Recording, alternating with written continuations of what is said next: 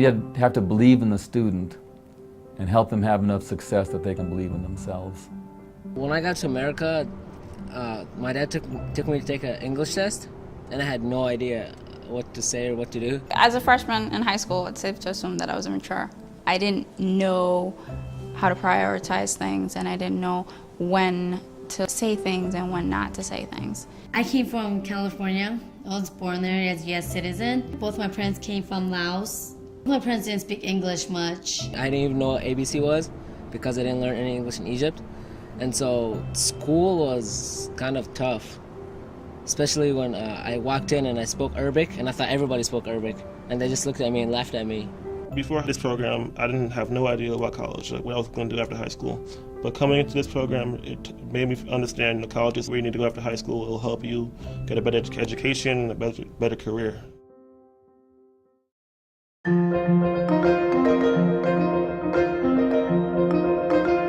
TRIO programs are a legacy of the civil rights movement. And the beginnings of that, of course, if you go back to Brown versus Board of Education in the 50s, Martin Luther King's I Have a Dream speech in 1963, Civil Rights Act 1964, Higher Ed Act 1965. That's what established upward bound TRIO programs and need-based financial aid. When they wrote the Higher Education Act in 1965, they were thinking about it as we're not just going to throw money at the problem, right? So we're not just going to give them a grant and say, here, poor kids, now you can afford college, and therefore all of your problems have been solved. They said, no, there's all these other things that impact this group of people, and money is not just the problem. Congress then started implementing these programs to actually make real the promise of financial aid. Upward Bound programs came from the war on poverty.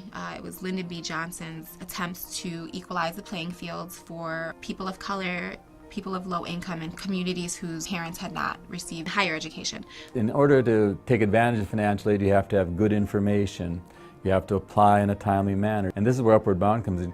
You have to be well prepared in high school. Waiting till college is really too late. When we recruit students for the Upward Bound program, we recruit in the 9th and 10th grade year. We were asking them and their families to commit with us actively for the next 3 to 4 years of their life, so through high school graduation. We have a lot of Upward Bound services that we offer students during the academic year and the summer. The academic year is our long, heavy work. That's when we're doing a lot of the intervention academically with students, tutoring. So for students who are not doing well in their classes in high school, they'll come for extra tutoring services so that they can do well and get above C's in classes. We really try to be holistic in working not just with the student, but with their families, with their community. It's intensive academics, but it's also intrusive into their lives and their well-being.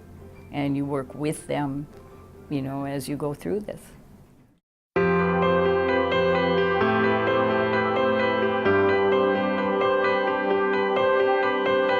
Even though you're like sophomore, freshman in high school, attending a university for a summer program is like attending a college. We're fortunate enough to be at a top-notch Big Ten, going places kind of school. There's a lot of resources that we have access to here at the University of Minnesota. We had 2 weeks after school ended, and like that time is just terrible because I'm in my room doing nothing. And so then I look really forward to going to the summer program. One of my first impressions were like the adults. I really liked the adults and how they welcomed us and how they made us feel like adults. Like, I mean, as kids, feeling that you're an adult, it's awesome. It's like a privilege, you know. In the summer, Upward Bound that's where it gets fun because you meet new people that you haven't seen throughout the year, and kind of seeing them all at once is pretty cool because you like get to know them and interact with them. And all the activities that you have as well is good too. And now that I'm a bridge student, being able to do a college class, that's getting me prepared for what I'll be doing next year. The summer program was an extremely fun experience of my life. It was the part of my life where I had education and fun at the same time. When I came to Upward Bound, it was the first day of summer, and we took classes, and I was like, oh, school all over again. But after Upward Bound was done, we had like night activities, and I was like, oh my God, this is the best, because they were really fun, and that kept me like physically active and mentally active during the day. I work hard during the day, going to school, math, writing, reading. Those, stressful. But then at the end of the day, it's like a reward. Like, you deserve to go out and have fun. Go on summer breaks, you don't learn anything, you don't read a single book, you don't do a single math problem. When I came back to school, my friends didn't know like most of the stuff, and I knew most of the stuff because of Upward Bound, and they helped my brain be refreshed.